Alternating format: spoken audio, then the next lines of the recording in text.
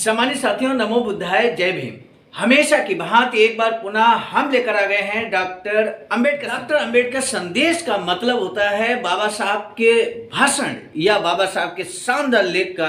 Doctor Ambedkar संदेश नियमित सुबह 5 बजे हम लाते हैं आवाज का ऑफिशियल यूट्यूब चैनल के माध्यम से। मुझे पूरा भरोसा है कि आपने यूट्यूब चैनल आवाज का ऑफिशियल को सब्सक्राइब जरूर कर लिया होगा। स्पीच लेकर हम उपस्थित हो चुके हैं। आज के डॉक्टर अंबेडकर संदेश के बाद यानी कि कल का जो संदेश आप तक पहुंचेगा वो सीधे गोलमेज सम्मेलन का संदेश होगा। निश्चित रूप से हम लोग अब बस एक कदम दूर है गोलमेज सम्मेलन से। लेकिन हम आपको बता दें, आज के डॉक्टर अंबेडकर संदेश में जो बाबा साहब का क्रांतिकारी स्पीच होता है, जिसमें बाबा साहब कहते हैं कि हम स्वराज का समर्थन करेंगे जो कांग्रेस पार्टी की भी मांग है। लेकिन बहुत महत्वपूर्ण बातों को बाबा साहब जोड़ते हैं इसके साथ साथ में। क्या कुछ है हम जरूर डॉक्टर अंबेडकर संदेश के आज के इस भाग में बताने जा रहे हैं। लेकिन हम आपको बता दें, जैसे ही बाबा साहब का क्रांतिकारी स्पीच समाप्त होता है और बाबा साहब गोलमेज सम्मेलन के लिए रवाना होते हैं, हॉल से बाहर निकलते ही उन पर ताबड़तोड़ हमला कर दिया जाता है। आखिर वो कौन सी ऐसी परिस्थितियां पैदा हुई, आखिर वो कौन सी बातें ऐसी थीं जिसकी वजह से बाबा साहब तथा उनके अनुयायियों पर हमला किया गया। आज के डॉक्टर अंबेडकर संदेश को सुनने के बाद निश्चित रूप से आप एक सहर्ष अंदाजा लगा पाएंगे। आपसे निवेदन बस इतना है कि यदि वास्तव में आप बाबा साहब के स्नेह करते हैं, बाबा साहब की विचारधारा का अनुसरण करना चाहते हैं, तो डॉक्टर अंबेडकर संदेश को पूरा जरूर बात किया करें। इसी के साथ अब शुरू करेंगे आज का डॉक्टर अंबेडकर संदेश, जो कि प्रसारित किया जा रहा है स्थान Buddha Bodhisattva Ambedkar international centre BBIC Sarnath Varanasi राज्य उत्तर प्रदेश देश भारत के सौजन्य से। विषय वही है, देश के स्वराज का मैं समर्थन करता हूं, ऐसा बाबा साहब कहते हैं। बाबा साहब डॉक्टर अंबेडकर संपूर्ण वाङ्मय खंड 38 से। आज जो भी बाबा साहब देखिए यहाँ श्रेय पूरा अपना सहयोगियों को देते हैं। और हम आपको बता दें, बाबा साहब को जो मानपत्र दिया गया, मानपत्र में क्या कुछ लिखा है वो हम ऑलरेडी डॉक्टर अंबेडकर संदेश 137 के प्रथम भाग में बता चुके हैं। अगर आपने वो डॉक्टर अंबेडकर संदेश नहीं सुना है तो उसको आप पुनः सुन सकते हैं, जो कि आवाज़ का ऑफिशियल यूट्यूब चैनल पर अपलोड हो चुका है। सामान्य साथियों, बाबा साहब आगे कहते हैं कि आप जो थैली और मानपत्र दे रहे हैं उसका मैं स्वीकार करता हूं, लेकिन इस थैली की रकम का अपने निजी कामों के लिए बिल्कुल उपयोग नहीं करना है। जिस गरीब समाज की मदद से ये रकम इकट्ठा हुई है उसी गरीब जनता के कामों के लिए इसका उपयोग होना है। अखिल भारतीय दलित कांग्रेस के केंद्रीय संगठन के खर्चे के लिए मुंबई इलाके की ओर से चंदा इकट्ठा कर देने की बात मैंने कबूल की है। इस काम के लिए इसमें से थोड़ी रकम डॉक्टर सोलंकी के पास जमा कर रहा हूं। बहिष्कृत कांग्रेस के लिए उन्हें इस रकम का उपयोग करना है। बाकी रकम का इस्तेमाल फिर प्रकाशन करने का मन है। प्रकाशन यानी कि बहिष्कृत भारत पत्रिका छपती थी, वो बीच में बंद हो गई। आर्थिक समस्या पैदा होने की वजह से बंद हो गई। अब जबकि पैसा यहाँ पर समाज ने इकट्ठा किया, गरीब समाज ने 1-1 रुपये 2-2 रुपये इकट्ठा करके यहाँ पर लगभग 5,000 रुपये इकट्ठा किया। तो ऐसे में इस पैसे का इस्तेमाल बाबा साहब कहते हैं कि बहिष्कृत भारत जो पत्रिका बंद हो चुकी है, प्रकाशन बंद हो चुका है, उसको हम पुनः शुरू करेंगे।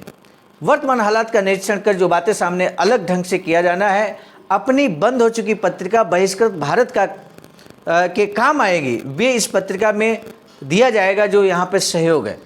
इसका नाम बदलने का मैंने निश्चय किया है, क्योंकि इस नाम के कारण कई लोग हमारी पत्रिका खरीदने से झिझकते हैं, नहीं खरीदते थे।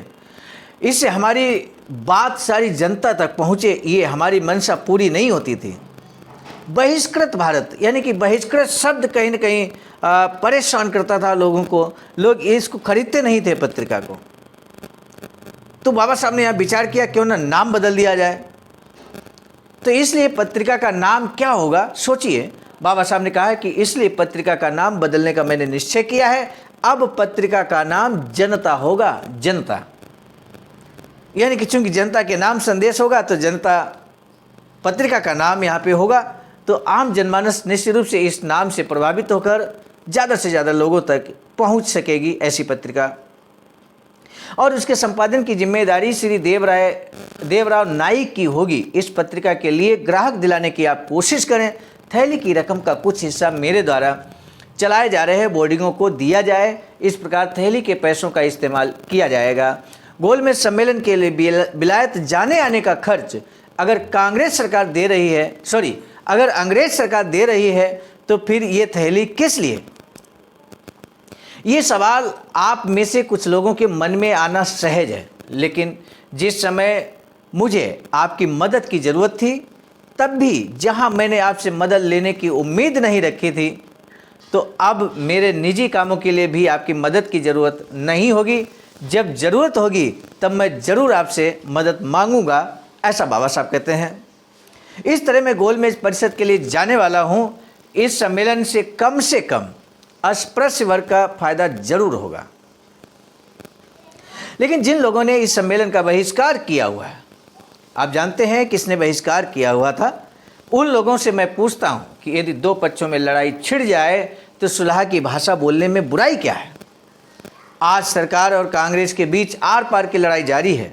कांग्रेस के आंदोलन के कारण सरकार का नुकसान होता है। इस तरह अगर दोनों पक्ष अड़ जाएं तो किसी न किसी को गोलमेज सम्मेलन के द्वारा सुलह की कोशिश करनी ही होगी।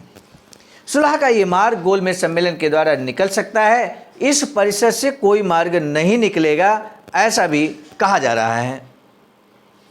किंतु मुझे ऐसा नहीं लगता। जिन लोगों को लगता है कि ये परिषद असफल होगी, गोलमेज कॉन्फ्रेंस असफल होगी, उनसे मैं ये पूछना चाहता हूँ कि ये सम्मेलन क्यों असफल रहेगा? आखिर कारण क्या है? आज हिंदू, मुसलमान और अस्पृश्य सब स्वराज चाहते हैं। हाल ही में नागपुर में हुई अखिल भारतीय बहिष्कृत कांग्रेस ने उस तरह का प्रस्ताव पारित किया है। इस बारे में सबकी राय एक ही है। मतभेद केवल एक बात के बारे में है, और वह है स्वराज किस तरीके से दें। मतभेद इस बारे में है कि अल्पसंख्यक लोगों की रक्षा हो तो उसके उपाय कैसे हों, और उन्हें किस तरीके से सामाजिक, आर्थिक, राजनीतिक समानता मिले। आज ऐसे हिंदू धर्म की आवश्यकता है जिसमें सभी स्वतंत्र हों। लेकिन मतभेद है तो इस बात पर कि स्वराज से मिलने वाली सत्ता पूरे समाज में सही ढंग से बंटे या किसी विशिष्ट वर्ग के हाथ में चली जाए। दलित समाज, पिछड़ा समाज और बहुसंख्यक समाज अगर मन का बड़प्पन दिखाएं तो आपसी विवाद सुलझाना असंभव नहीं है। अपने समाज के लिए जो जरूरी है वह तो मांगूंगा ही। बाबा साहब कहते हैं कि अपने समाज के लिए जो जरूरी है वह तो मांगूंगा ही, लेकिन साथ में इस देश को स्वराज दिया जाए, इस तरह का प्रस्ताव रखा गया तो मैं उसका समर्थन करूंगा। ये बहुत बड़ी बात बाबा साहब कहते हैं।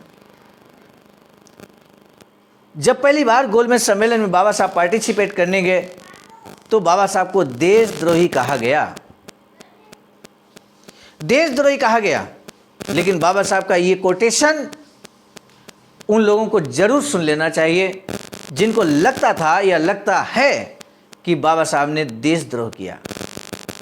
बाबा साहब कहते हैं कि अगर स्वराज का यहाँ प्रस्ताव रखा गया तो मैं उसका समर्थन करूंगा। आगे बाबा साहब कहते हैं कि इस देश की हर तरह से उन्नति हो और ये देश श्रेष्ठता के पद पर पहुंचे, ये कांग्रेस की ही तरह हमारी भी मनोकामना है। आखिर गोलमेज सम्मेलन पूरा होने के बाद मैं लोक जागृति का काम करना चाहता हूं। ये बेहद महत्वपूर्ण काम है। कांग्रेस का आंदोलन अमेरिका, जर्मनी आदि सभी देशों में होता है। उसी तरह अपनी अस्पृश्यता का दुख अन्य देशों तक पहुंचना चाहिए। इसलिए मैं रशिया, जर्मनी, अमेरिका और जापान आदि देशों के प्रमुख नेताओं से मिलकर अपना दुख उनके सामने रखूंगा। इतना ही नहीं, लीग ऑफ नेशंस के सामने भी अस्पृश्यों की समस्या रखने की मेरी इच्छा है। इसी तरह अस्पृश्यों, फिलहाल पुलिस और सेना की नौकरी पर जो पाबंदी है उसे हटवाने के लिए विशेष कोशिश करूंगा। ओपन कर दिया बाबा साहब ने कि गोलमेज सम्मेलन में वो कौन सी बात रखने वाले हैं। पुलिस और सेना की नौकरी में पाबंदी है। अस्पृश्य वर्ग नहीं जा सकता पुलिस और सेना में।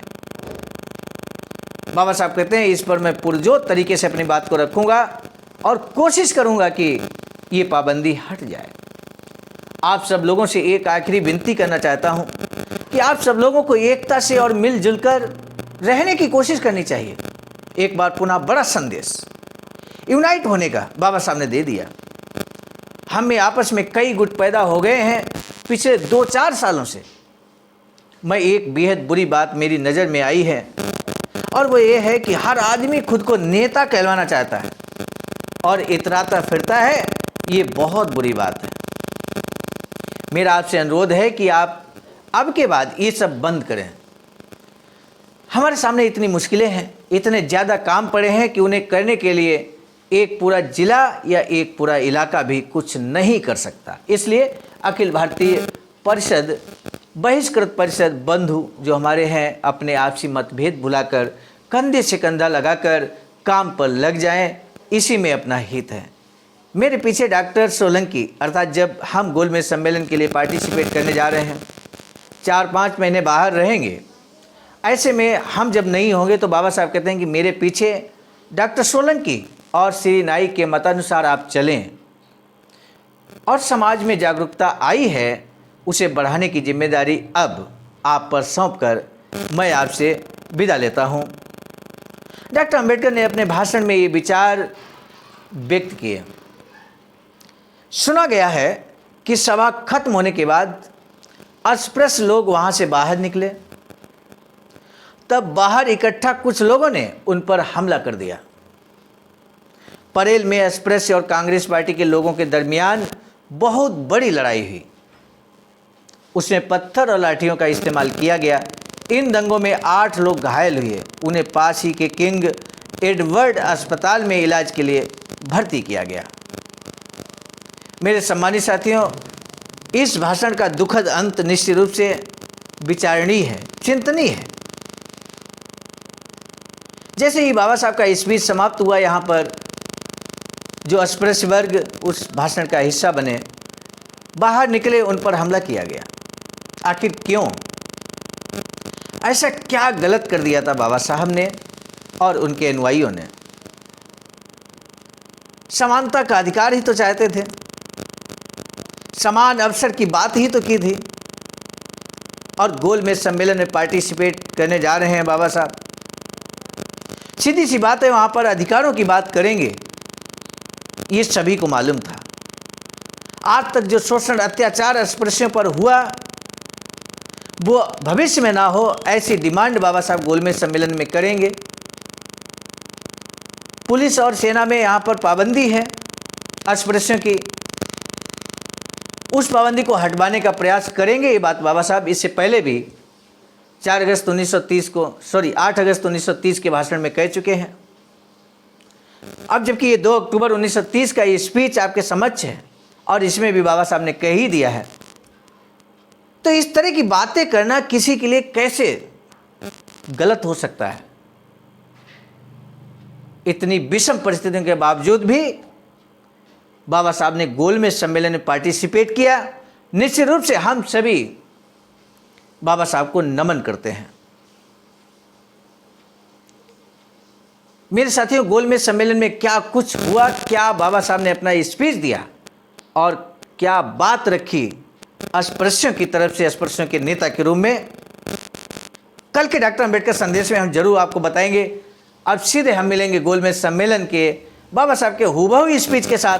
आज का डॉक्टर अंबेडकर संदेश यहाँ समाप्त होने से पहले हम आपको बता दें, बाबा साहब की एक और अधूरी इच्छा भी है वैचारिक सेंटर बनाने की, जो कि सारनाथ वाराणसी राज्य उत्तर प्रदेश में इस समय आवाज का अर्थात अखिल भारतीय अनुसूचित जाति जनजाति कर्मचारी कल्याण एसोसिएशन, बहुजन बोधि समाज संघर्ष समिति, all India doctor Ambedkar student association के संयुक्त तत्वावधान में आप सभी के अमूल्य योगदान से निर्माणाधीन है वैचारिकी सेंटर। कुछ इस तरह से बनकर तैयार होगा। आपसे निवेदन बस इतना है कि आप भी इसमें अपना अमूल्य योगदान जरूर करें। SBI account number IFSC code समझ स्क्रीन पर प्रदर्शित है। सामान्य साथियों, आज का डॉक्टर अंबेडकर संदेश हम लेकर आए थे मिशन नायक बुद्ध मित्र मुसाफिर सर राष्ट्रीय महासचिव आवाज का नई दिल्ली, साथ ही साथ प्रांतीय कोषाध्यक्ष आवाज का बिहार के संकलन में आज का डॉक्टर अंबेडकर संदेश हम आप तक प्रस्तुत करने में सफल रहे। प्रस्तुतकर्ता के रूप में मैं स्वयं सर्वजित आर्य, राष्ट्रीय कोषाध्यक्ष आवाज का नई दिल्ली। पुनः मिलेंगे नए डॉक्टर अम्बेडकर संदेश में। यदि आज का डॉक्टर अम्बेडकर संदेश क्रांतिकारी लगा हो, मोटिवेशनल लगा हो और ऐसा लगा हो कि समाज का ये मार्गदर्शन कर सकता है, तो इस वीडियो को ज़रूर शेयर कीजिएगा। यही निवेदन है आपसे। इसी निवेदन के साथ पुनः मिलेंगे नए डॉक्टर अम्बेडकर संदेश में। आप सभी को सादर नमो बुद्धाय। जय भीम।